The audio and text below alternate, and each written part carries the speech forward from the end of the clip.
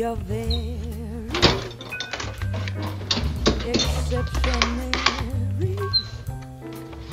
No dictionary can define what's genuinely indescribable. Very.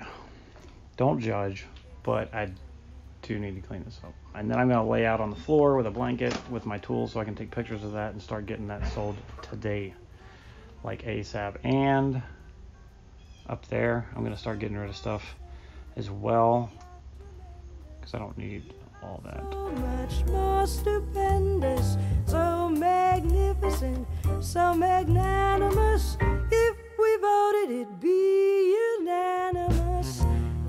I just want to point out, my name is pronounced Kai. Kai, the cable guy. That's why it rhymes. It's not Kia, it's not Ty, it's not Guy. And that's particularly why when I was at AT&T for the longest time, 10 years, that I really never said my name, because I always used my first name in customers' houses. And that's because when I go to the door, they answer the door, and they're like, hey, and I'm like, hey, I'm Kai with AT&T. And they're like, oh, Ty? No, Kai. Guy? No, Kai with a K.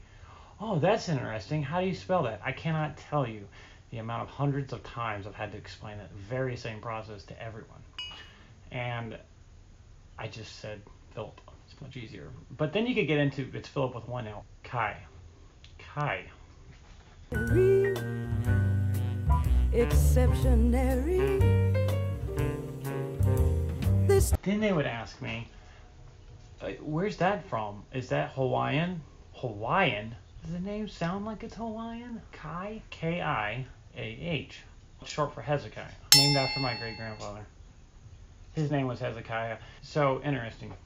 His name was Hezekiah. I was named Kaya. Kaya actually is the pronunciation of the proper pronunciation of this. The reason that my name is Kai, though, and not Kaya, is because all my family's from the Appalachian Mountains. You know, East Tennessee, Johnson City, Bristol, Kingsport. If you ever heard that accent, they take two syllables and make everything one. So instead of Kaya, it's Ka. Not Kai, but Ka. Kind of how they pronounced it. And so there's the evolution of my name. Temporary phrase we'll have to do. It's true for my very exceptionary you.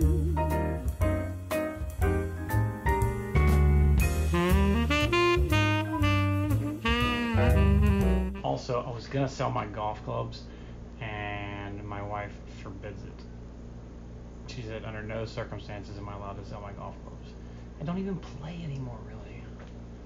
Very rarely, like once a year.